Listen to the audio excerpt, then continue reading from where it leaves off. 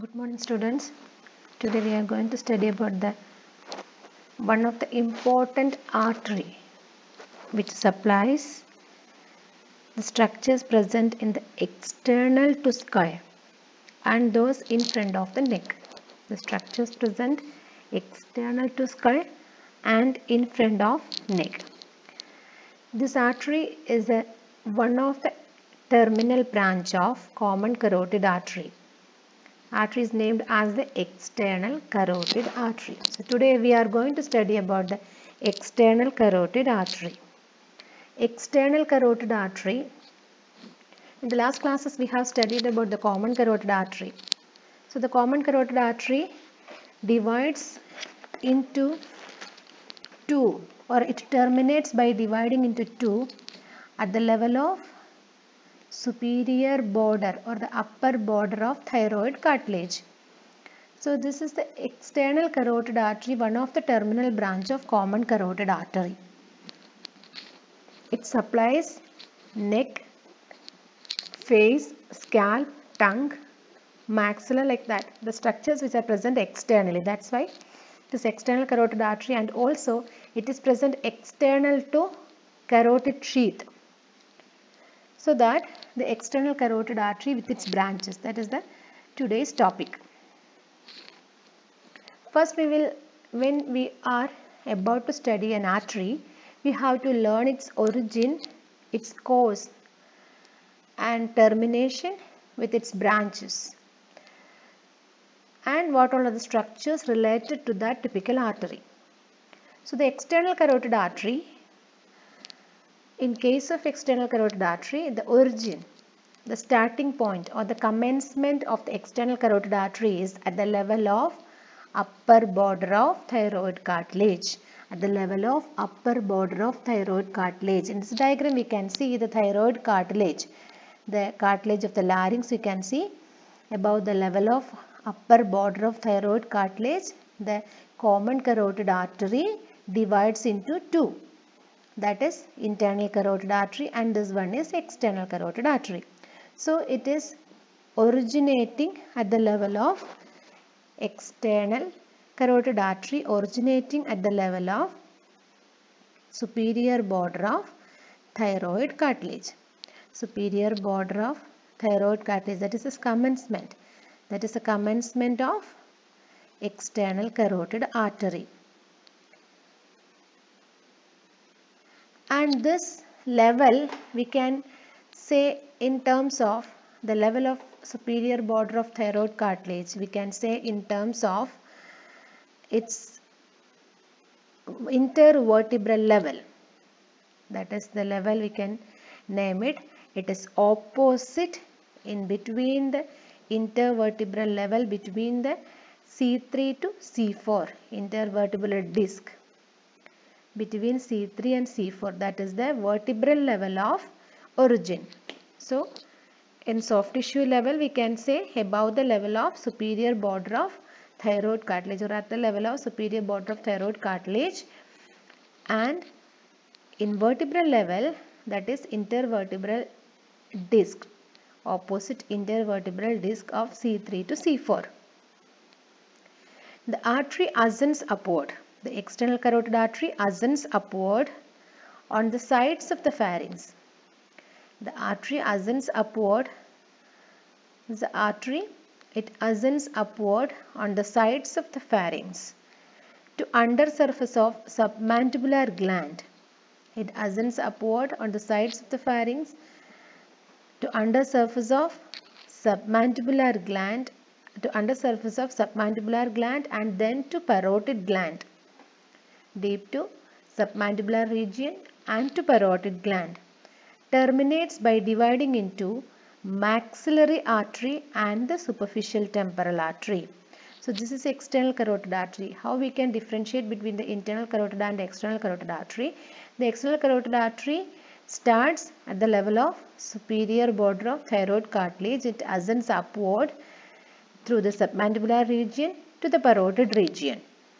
So when it is ascends upward, it gives branches to face and the rest of the structures in the neck, so that the artery which can be seen with branches are named as the external carotid artery, while the other one is without branch is the internal carotid artery. So the external carotid artery, in this diagram we can see this is the external carotid artery which ascends upward on the sides of the pharynx in relation with the submandibular gland and the surface of the parotid gland or within the substance of the parotid gland.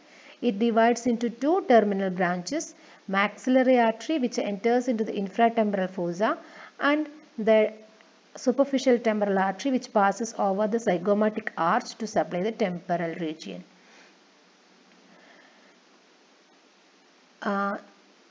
Then the external carotid artery relations. First, relation to internal carotid artery. The external carotid artery, in its lower part, it is medial to internal carotid artery. In its lower part, it is medial to internal carotid artery. Then on the upper part, it crosses superficially to lateral aspect. At the lower part, internal carotid artery can be seen lateral to it.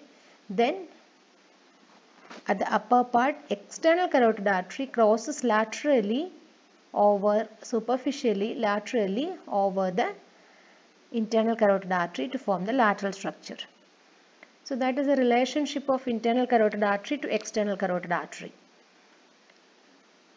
Now the position how it is passes, how the structures passes in relation with the external carotid artery, how ascends upward in relation with the rest of the structures.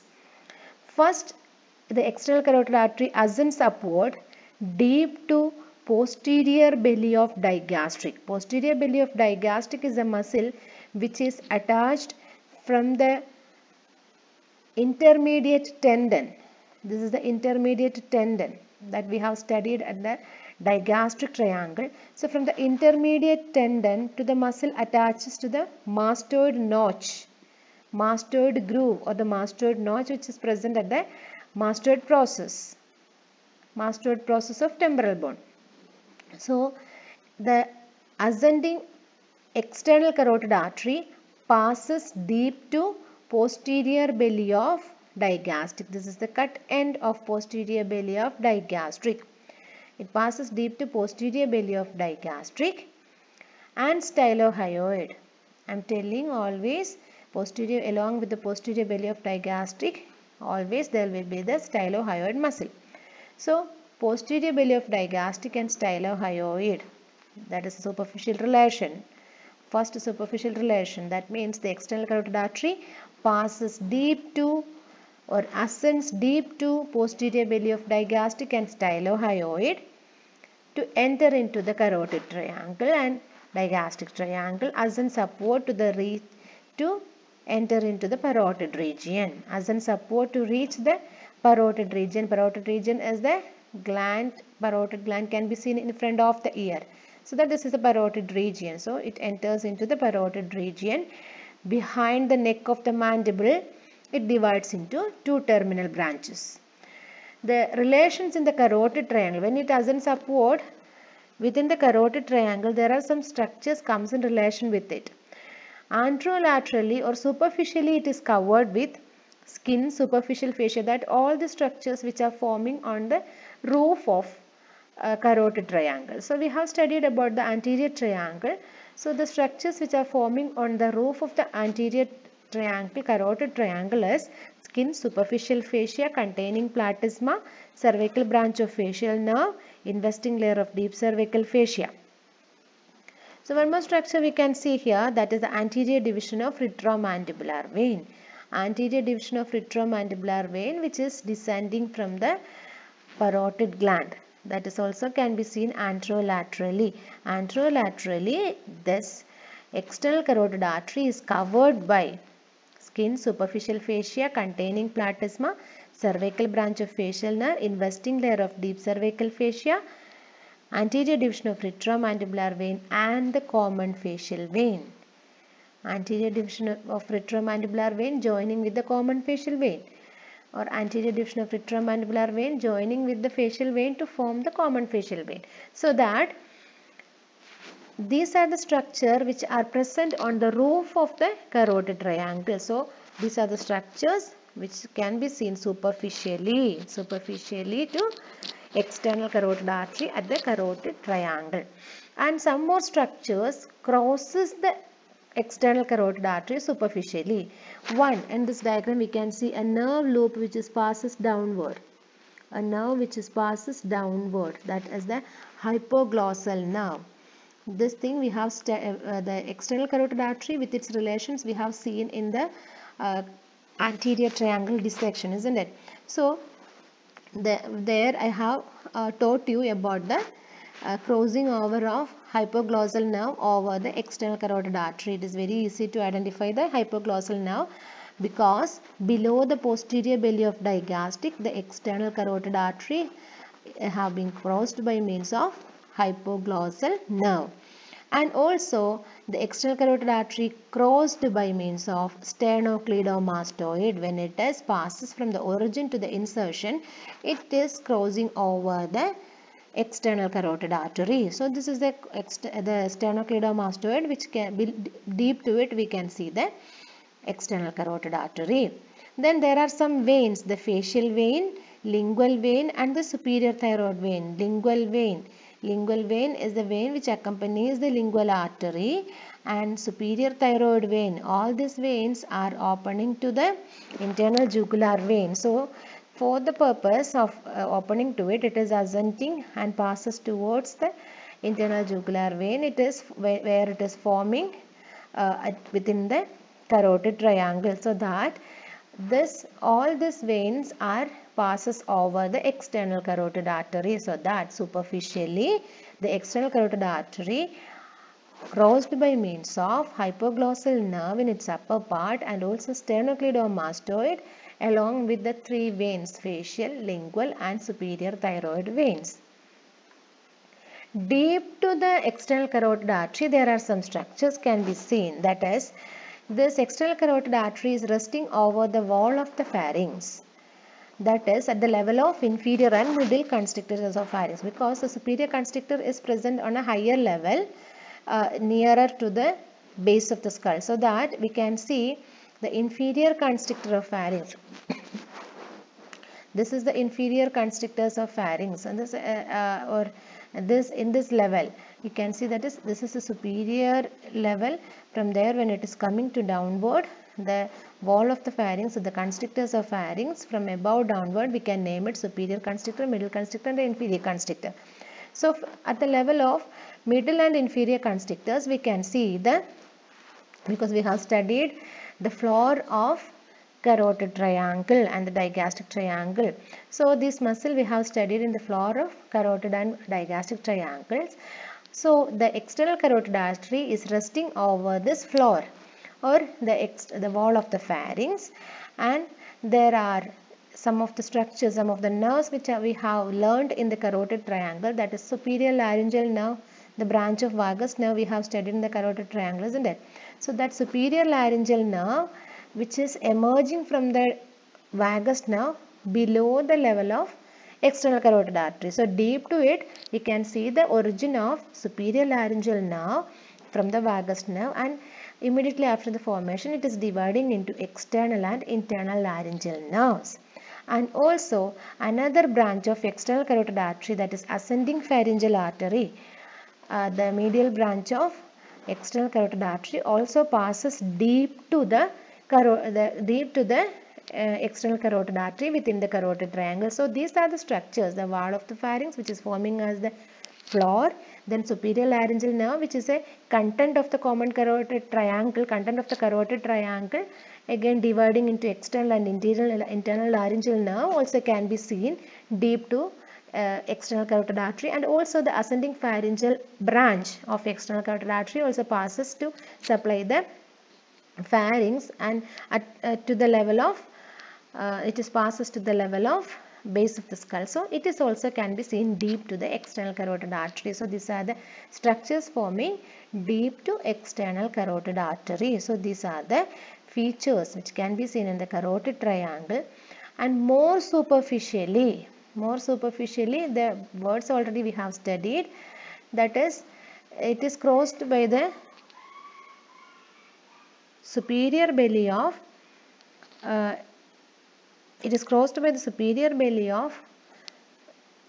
digastric superficially. That already we have studied, because in when it ascends upward, it passes deep to posterior belly of digastric, isn't it? So here we can see the posterior belly of digastric.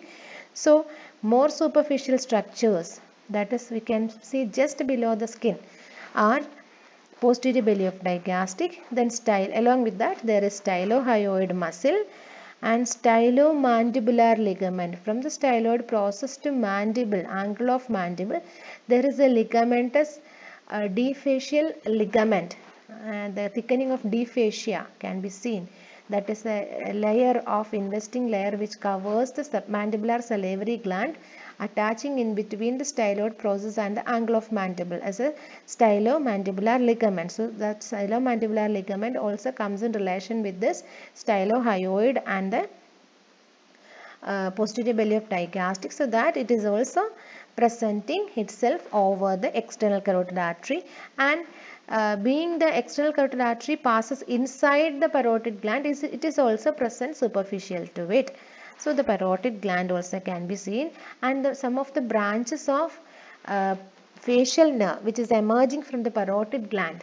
The parotid gland have got a content of external carotid artery, retromandibular vein, and the facial nerve, isn't it? So the facial nerve branches which are developing, which are forming, originating within the parotid gland, that is also forming superficial to the external carotid artery. So these are the structures can be seen more superficial, that is the posterior belly of digastric along with the stylohyoid and stylomandibular ligament with parotid gland and the branches of facial nerve emerging from the parotid gland. These are the more superficial relations.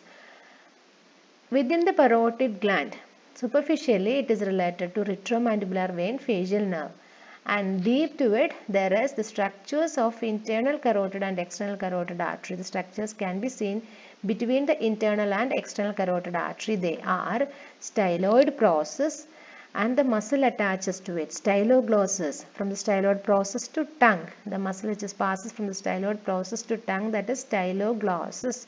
Then stylopharyngeus, from the styloid process to pharynx, the muscle which passes from the styloid process to pharynx, stylopharyngeus. Then glossopharyngeal nerve. Glossopharyngeal nerve is the nerve which is supplying the sensory supply to tongue. So the structures which are deeper in between the internal carotid artery and external carotid artery within the parotid region. There we can see a glossopharyngeal nerve, the ninth cranial nerve, which traverses to supply the tongue, sensory supply of the tongue. It is also passes within the parotid region deep to external carotid artery. And also the pharyngeal branch of vagus nerve. Pharyngeal branch of vagus nerve also passes deep to the external carotid artery in the parotid region. So these are the relations, the superficially and deep structures which are related to external carotid artery in the parotid region. And deep to internal carotid artery, we can see the superior laryngeal nerve, superior laryngeal branch of vagus nerve, and superior cervical sympathetic ganglion. These are the structures that we have studied in the commonly. We have studied deeper structures, deep to the external carotid artery. We can see the internal carotid artery and superior laryngeal nerve. Superior laryngeal nerve is a branch of the vagus nerve which is emerging at the carotid triangle. And also there is a superior cervical sympathetic ganglion. Sympathetic chain can be seen on the posterior wall of the neck. We can see there is the presence of, on the lateral aspect of the pharynx, you can see there is the cervical sympathetic ganglions. The sympathetic chain can be seen out of a superior cervical sympathetic ganglion can be seen in it. So these are the structures that we have already learned. All these terms we have already learned in the carotid triangle. So we have seen most of the structures in the carotid triangle, so that you might have familiar with these terms, isn't it? Then the importance of the external carotid artery is its wide range of supply. the branches of the external carotid artery, there are 8 branches of external carotid artery. Depending upon the region through which it is emerging, we can name it.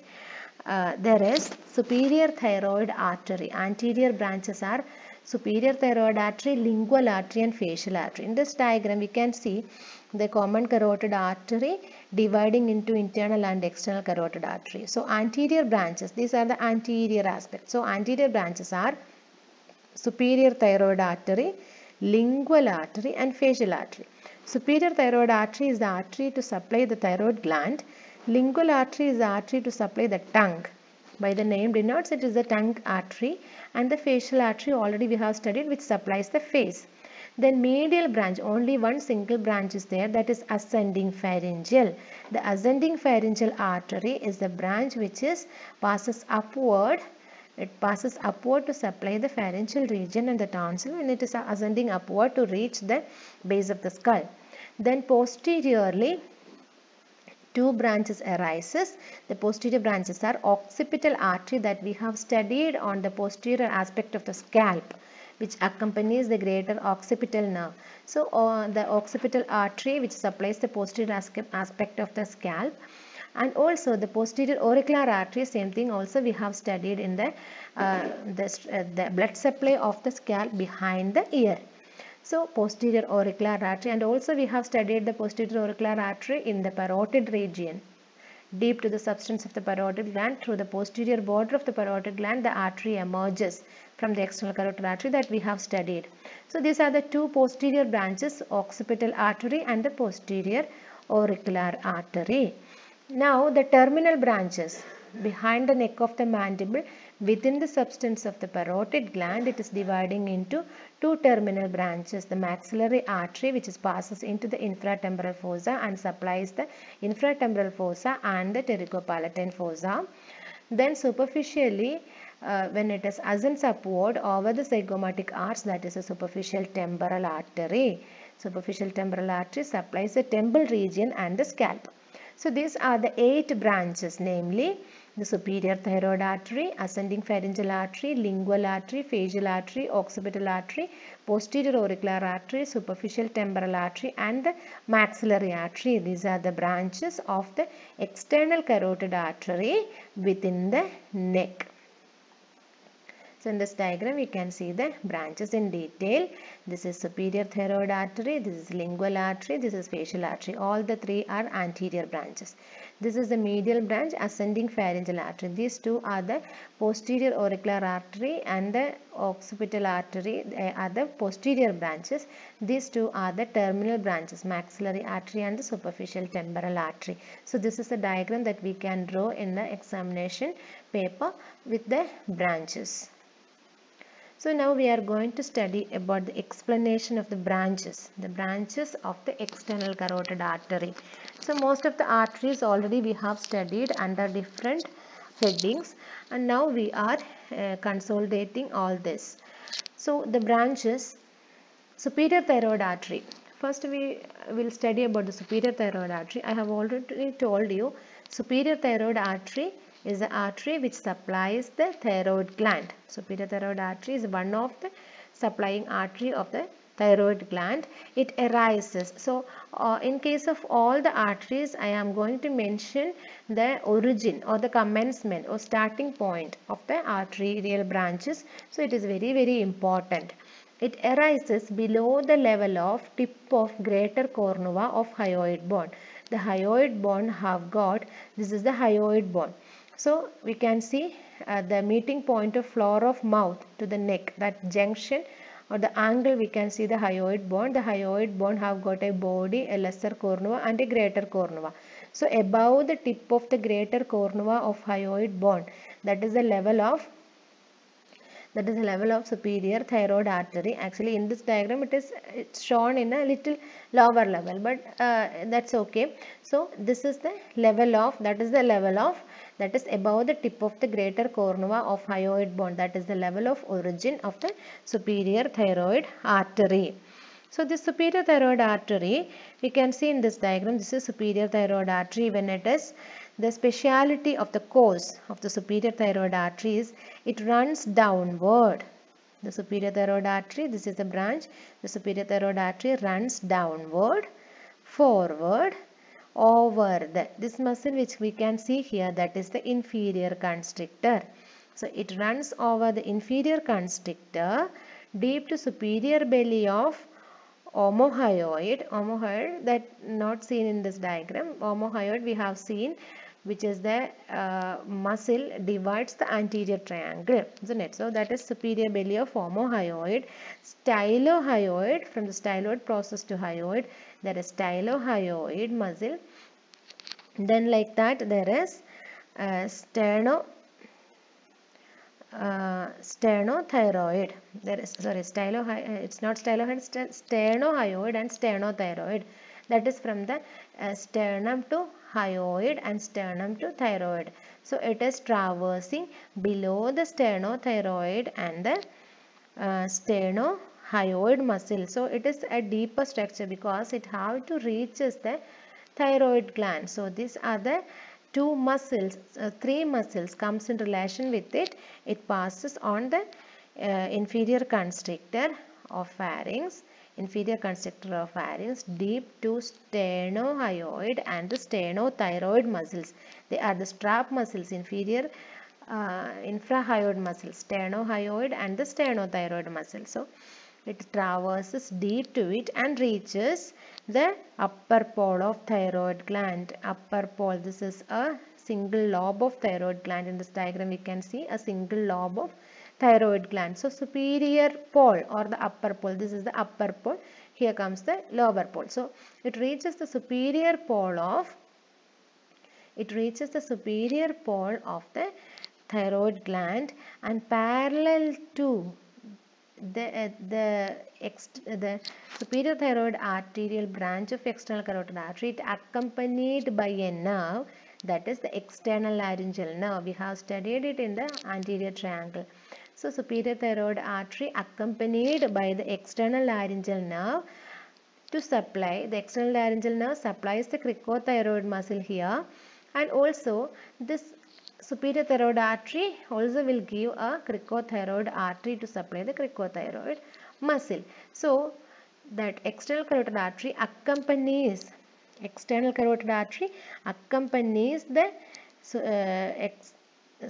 superior thyroid branch of external carotid artery accompanies the external laryngeal branch of superior laryngeal nerve. The superior laryngeal nerve divides into external laryngeal and the internal laryngeal.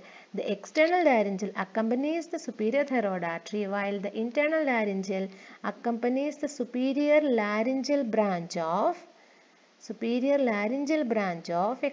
superior thyroid artery, and accompany the internal laryngeal nerve and pierces the thyrohyoid membrane to supply the internal aspect of the larynx. This is also we have studied already.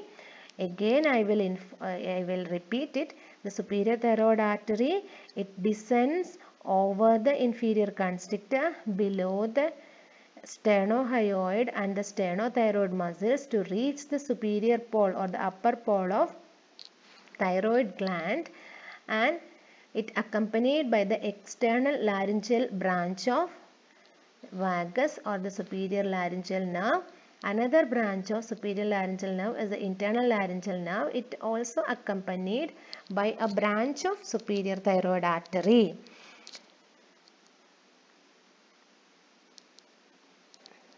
Another important relations, that is the superior thyroid artery is close to external laryngeal nerve at the proximal part. At the starting point, these two structures, the external laryngeal nerve and the superior thyroid artery, they coming together or lies nearer or close to each other. The artery lies anterolateral to the nerve. The artery lies anterolateral to the nerve, but it diverges when it reaches towards nearer to the gland. These two structures diverges when the artery reaches to the gland, so that where the artery lies superficial to upper pole of the thyroid gland and the nerve lies deep to it. Therefore, in thyroidectomy, if we are removing the thyroid gland to avoid the injury to the nerve, the artery should be ligated as nearer to the gland as possible. So, that is one of the important clinical anatomy. That is, if therefore any thyroidectomy to avoid the injury to the nerve, the artery should be ligated as nearer to the gland as possible. So that is the importance of the relationship or the clinical anatomy of the relationship of external carotid branch, the superior thyroid branch of external carotid artery to the external laryngeal nerve. Now this is the superior thyroid artery. We can see superior thyroid artery, it is coming downward to reach the superior pole of thyroid gland along with the external laryngeal nerve, which supplies the cricothyroid muscle present over the cricothyroid cartilage. So these are the branches of superior thyroid artery which supplies. The branches of superior thyroid artery is, one of the branches named as the infrahyoid. The infrahyoid branch is there. The infrahyoid branch passes along with the infrahyoid branch passes along with the lower border of hyoid bone. It passes along with the lower border of hyoid bone and anastomoses with the opposite fellow. It anastomoses with the opposite fellow. That is, branch is named as infrahyoid, being it is present below the hyoid. It is named as infrahyoid along the lower border of hyoid bone. The second important branch is the superior laryngeal artery. The superior laryngeal artery, the artery which is supplying the internal aspect of the larynx by piercing the thyrohyoid membrane along with the internal laryngeal branch of superior laryngeal nerve to supply the larynx. So that is the second branch, the superior laryngeal, the superior laryngeal artery. Then the third branch is the branch to sternocleidomastoid. So that branch is named as a sternomastoid branch. Sternomastoid branch. The branch to sternocleidomastoid is named as a sternomastoid. Here this is the superior laryngeal artery and this is another branch, the cricothyroid branch. Cricothyroid branch is a branch to, there is a branch which passes to the cricothyroid muscle along with the external laryngeal nerve. So that is cricothyroid artery. It supplies the cricothyroid muscle. So these are the branches. One of the branch which passes along with the lower border, it's not shown in the diagram, along with the lower border of hyoid, that is infrahyoid. Then second branch superior laryngeal. Then third branch sternomastoid to supply the sternocleidomastoid. Sternomastoid branch. Here it is shown like a cutted end, might have represented the sternomastoid, and there is a cricothyroid branch. Along with that there is glandular branches.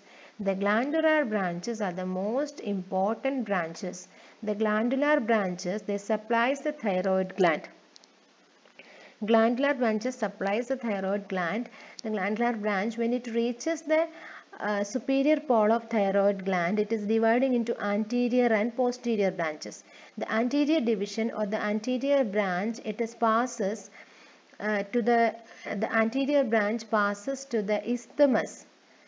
It passes along the anterior border of the lobe of thyroid gland to reach the isthmus, and it anastomoses with the opposite fellow. The anterior branches anastomoses with the opposite fellow, where in posterior branch it anastomoses with the ascending branch of inferior thyroid artery.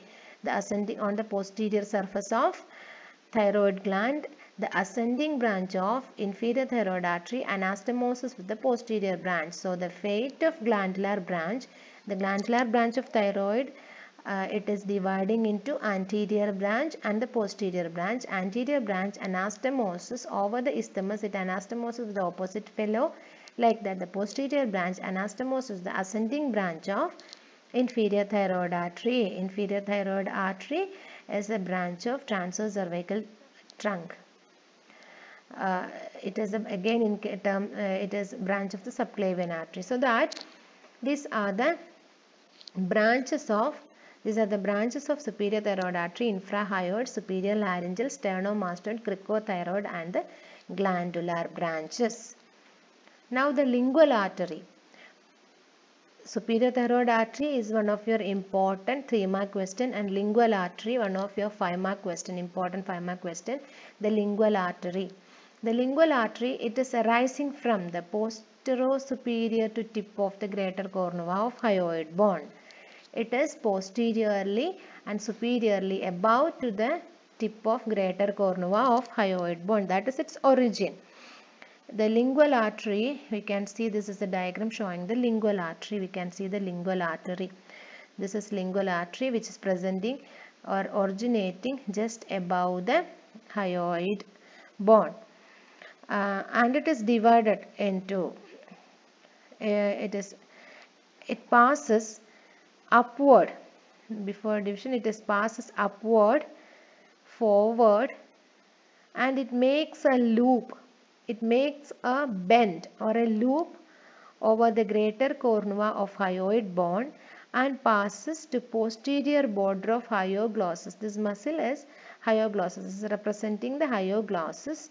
So hyoglossus is one of the important muscle of the tongue. The extrinsic muscle of tongue, hyoglossus, from the hyoid to tongue. So it reaches the posterior border of hyoglossus and passes deep to it to reach the anterior border. So the artery can be divided into 3 by means of this hyoglossus muscle. That is, before the hyoglossus or arterial part which is reaching up to the posterior border of hyoglossus is named as first part. Deep to hyoglossus is named as second part, and after hyoglossus, which is passes deep to the substance of the tongue, that is the third part. So these are the, or continues as the fourth part. So after this hyoglossus, third part, and continues within the substance, somewhat like a fourth part or a continuation within the tongue. So these are the subdivisions. These are the subdivisions. We can name it first part, second part, and the third part. First part is the upward loop, and that is crossed by the hypoglossal nerve. That is the relation. This is the upper part, the first part. It is crossed by the hypoglossal nerve. The relations, the first part is the upward loop, comes in relation with the greater cornua of hyoid, and it is crossed by the hypoglossal nerve. That is its relation. Now the second part. Second part is present deep to hyoglossus muscle. Second part is present, that's why it is drawn in a dotted line. So below the hyoglossus you can see the second part. The second part have got or it is passes along the upper border of hyoid bone.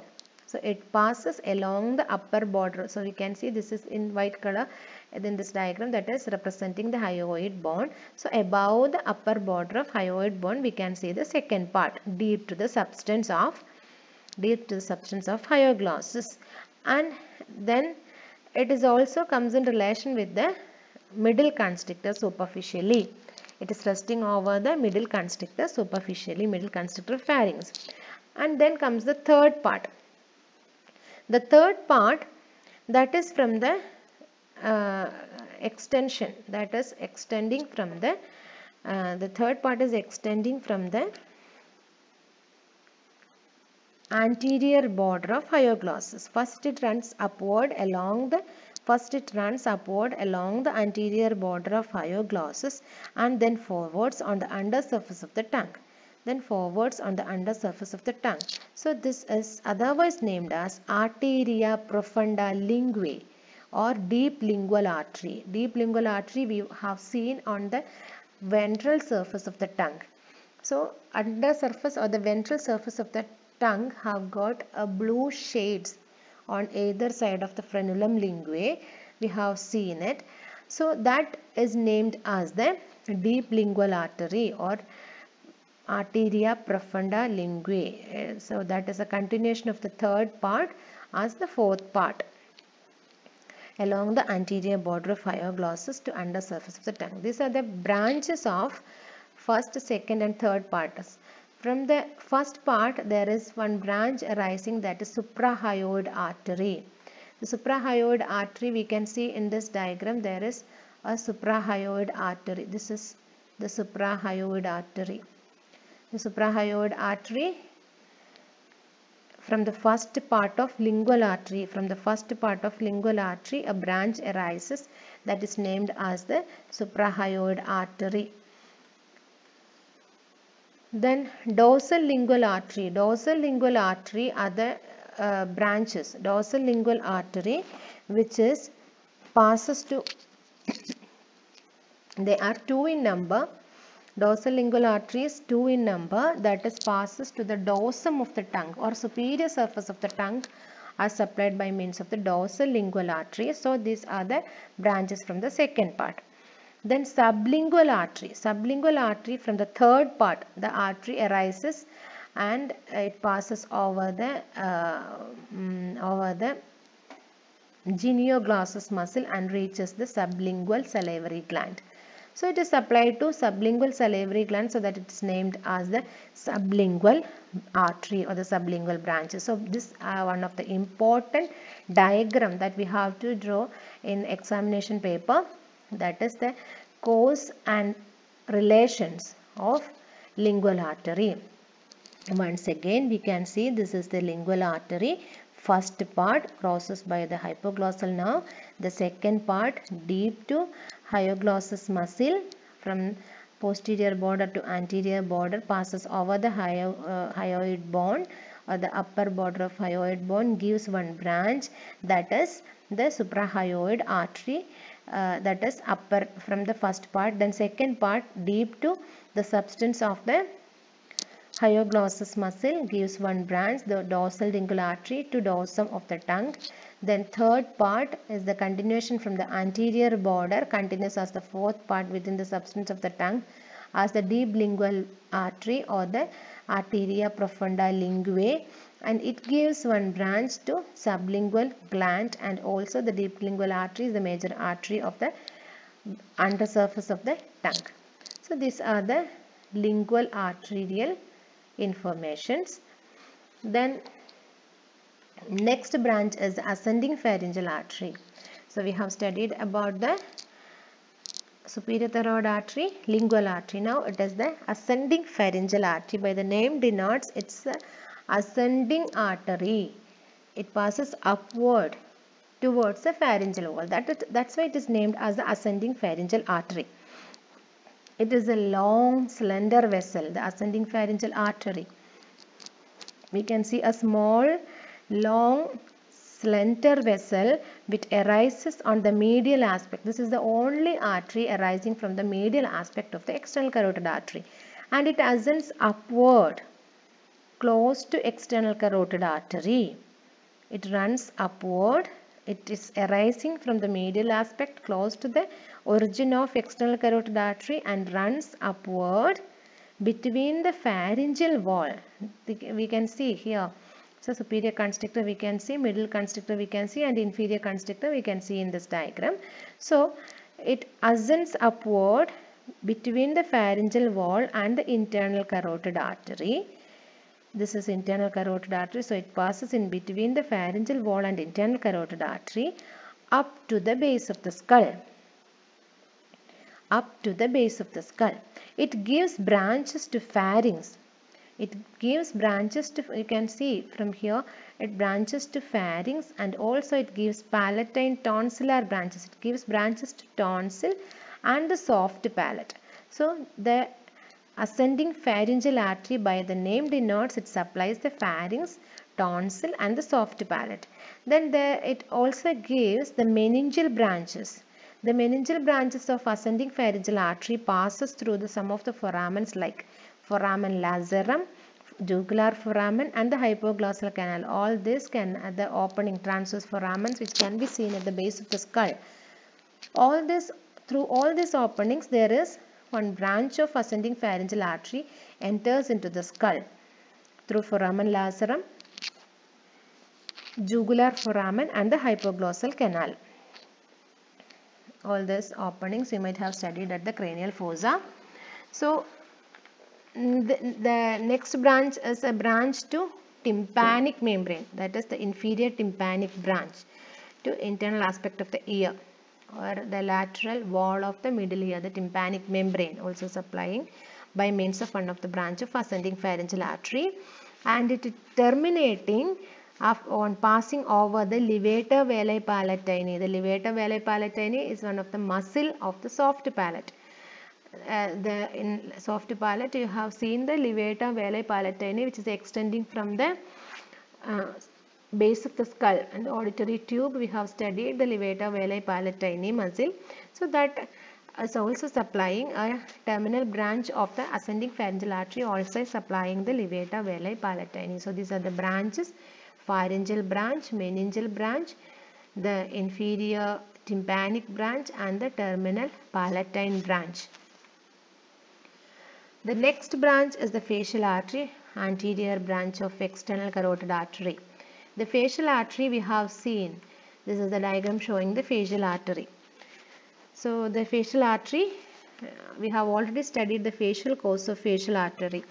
This part we have studied after emerging from the submandibular region. It winds round the base of the mandible to the lateral aspect of the mouth, reaches the angle of eye, medial angle of eye. So this course already we have studied. So the artery arises from just above the level of tip of greater cornua of hyoid bone. That is the commencement of facial artery arises just above the level of tip of greater cornua of hyoid bone. Tip of greater cornua of hyoid bone. It arches upward. It arches upward within the submandibular region. It arches upward deep to posterior belly of digastric. This is the posterior belly of digastric. So it arches upward deep to posterior belly of digastric and the stylohyoid to reach the submandibular salivary gland. So it passes within the substance of the or posterior to submandibular salivary gland, and it makes a S bend behind the submandibular salivary gland, and between the gland and medial pterygoid it is passing. Medial pterygoid is a muscle which is inserting towards the angle, internal aspect of the angle of mandible. So between the medial pterygoid and the submandibular gland this artery passes, and it makes an S-shaped bend to reach the base of the mandible. To reach the base of the mandible, and within the base or at the region of the base, it directly resting over the base of the mandible to form the anesthetist artery, and it pierces the deep fascia to reach the anteroinferior angle of the masseter. So this is the masseter muscle which is extending from the zygomatic arch to lateral aspect of the ramus of the mandible. So it reaches the anteroinferior angle of the, being it is a quadrangular muscle, it reaches the anteroinferior angle of the masseter and ascends upward to reach 1.25 cm lateral to angle of mouth, then again ascends laterally to nose to reach the angular artery on the medial aspect of eye. And it is dividing, it have got the entire course can be divided into a cervical course up to the base of the mandible and a facial course from the base of the mandible to the angle of eye. So there are two courses of the facial artery. The branches can be divided.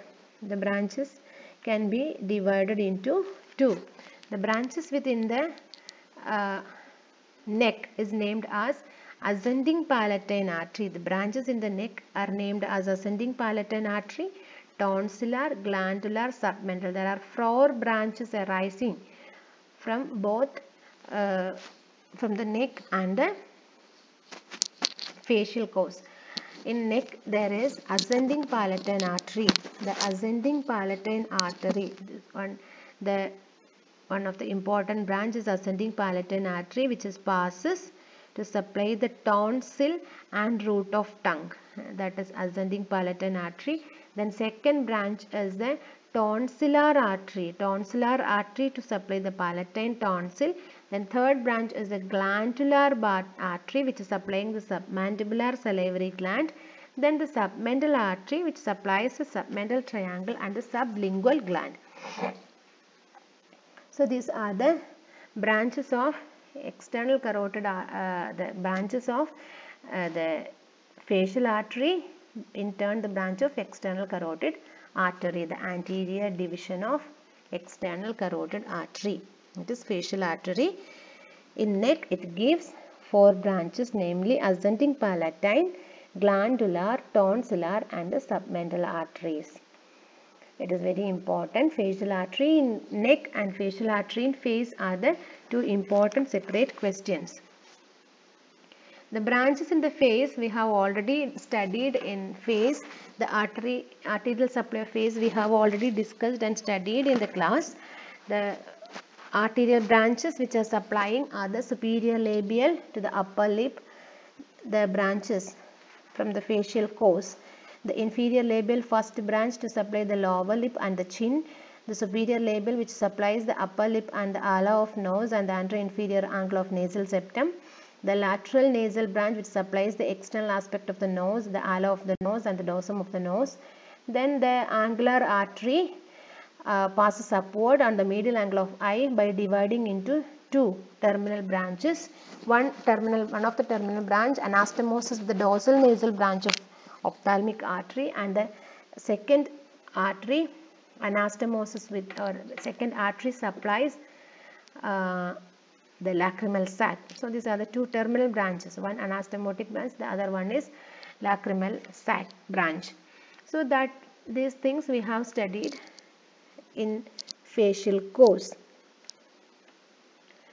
The next arterial branch is the occipital artery.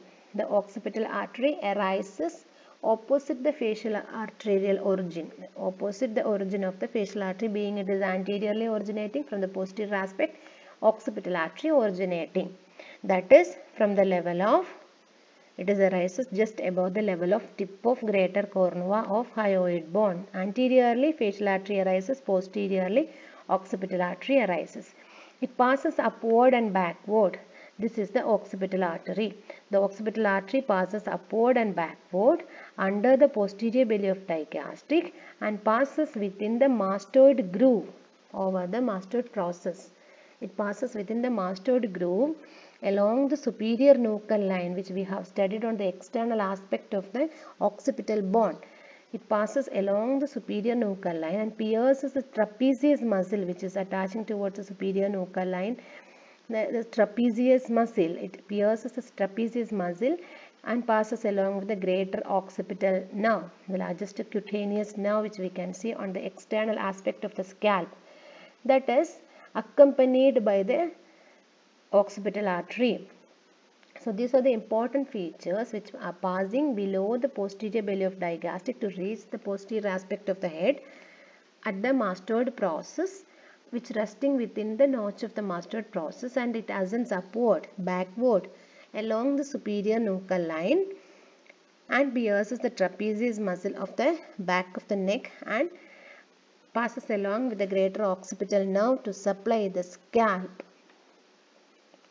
It also have got a number of branches, the sternocleidomastoid branch, the mastoid branch, meningeal branch, muscular branches, auricular branches, descending branches and occipital branches. By the name denotes, it supplies the sternocleidomastoid, it supplies the mastoid process, it supplies within the meningeal coverings of the interior of the skull. Then it gives the muscular branches on the external aspect of the neck. Then it gives the auricular branches to ear. Then it gives descending branches which passes downward on the external aspect of the neck, and occipital branches which are supplying the external aspect of the scalp. So this is the diagram showing the occipital artery which passes below the posterior belly of digastric and pierces the trapezius along with the superior nuchal line. It emerges out through the superior nuchal line. So that is the speciality of the occipital artery. Next posterior branch is the posterior auricular artery. Posterior auricular artery arises above the posterior belly of digastric. That is, the rest of the thing they are passes below the posterior belly of the digastric. So this is the artery which is arising above the level of posterior belly of digastric muscle, runs upward, backward, deep to parotid gland. Because we have studied the posterior auricular artery, the posterior auricular artery which is traversing in relation with the posterior aspect of the ear. So that this is a diagram which is enlarged. I will show you. This is the occipital artery. This is superior nuchal line, and this is the trapezius muscle which is piercing this.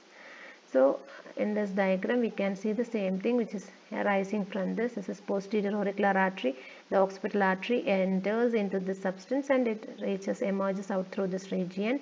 Like that, in this diagram also we can see the position of the occipital artery, and this is along with the occipital artery. This is the occipital artery. Along with the occipital artery, the posterior auricular artery arising. The posterior auricular artery arising above the posterior belly of digastric. This is digastric muscle. So above the level of posterior belly of digastric, it runs upward. Superficial to styloid process. It passes superficial to styloid process and deep to parotid gland, and it crosses the mastoid process superficially behind the auricle, and it supplies by means of stylomastoid artery. The stylomastoid artery enters into the stylomastoid foramen to supply the middle ear into the stylomastoid foramen. In between the styloid process and the mastoid process there is an opening. So the one of the branch of posterior auricular artery enters into the stylomastoid foramen to supply the middle ear. Then also it gives auricular branches to supply the auricles, external ear, and occipital branches which are supplying the posterior aspect of the scalp. So this is the posterior auricular artery. The second artery which is arising from the external carotid artery posteriorly. One is the occipital artery, second posterior branch is the posterior auricular artery. So now we are coming to the terminal branches. The superficial temporal artery. Superficial temporal artery, one of the smaller terminal branch of external carotid artery. That is the superficial temporal artery behind the neck of the mandible. When it is extending, the external carotid artery within the substance of the parotid gland behind the neck of the mandible, it is dividing into two terminal branches. That is, one is within the substance, it is named as a maxillary artery. Then second one is a superficial temporal artery. The superficial temporal artery ascends upward.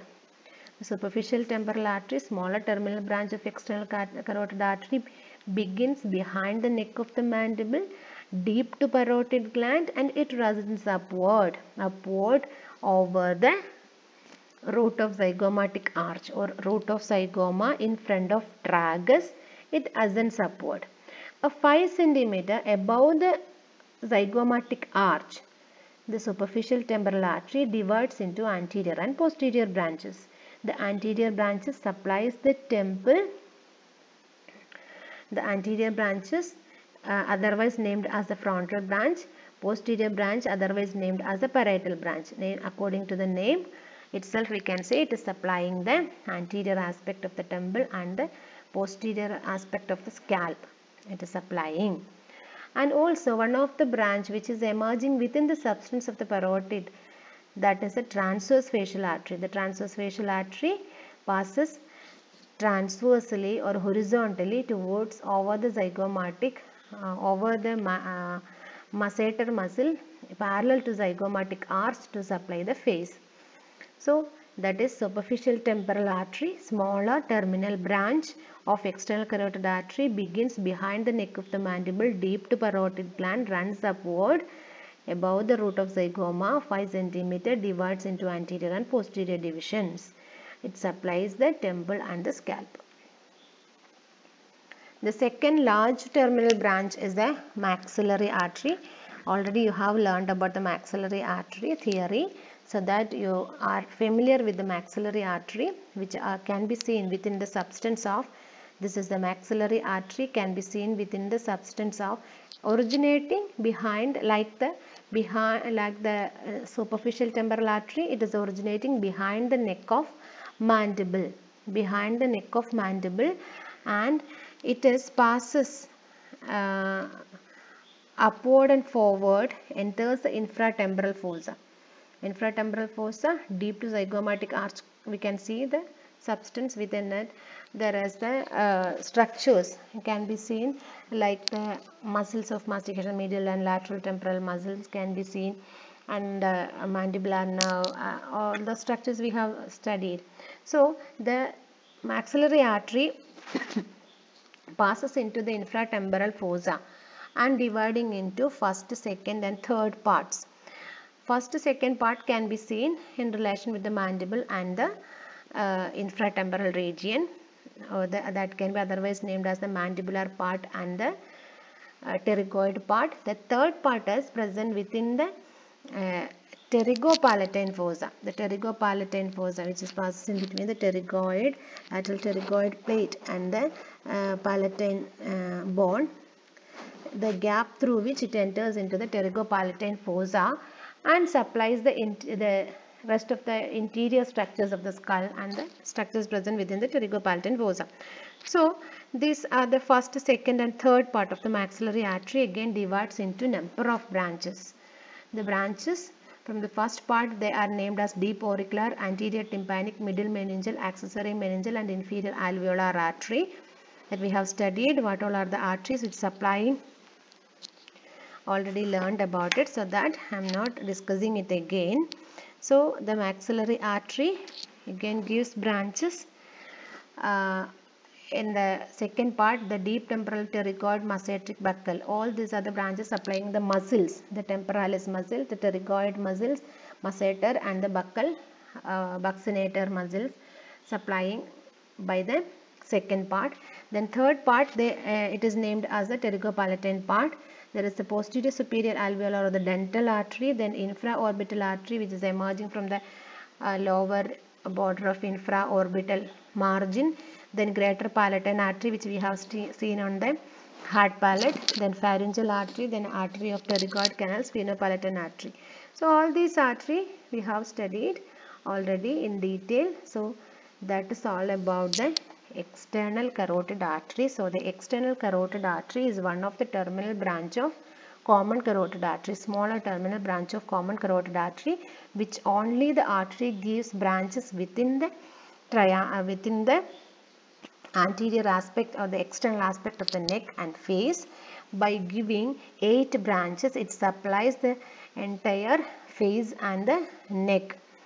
The branches are named as superior thyroid artery, facial artery, lingual artery, ascending pharyngeal artery, occipital artery, posterior auricular artery, and the 2 terminal branches like the maxillary artery and the superficial temporal arteries. So hope you have understood. Thank you.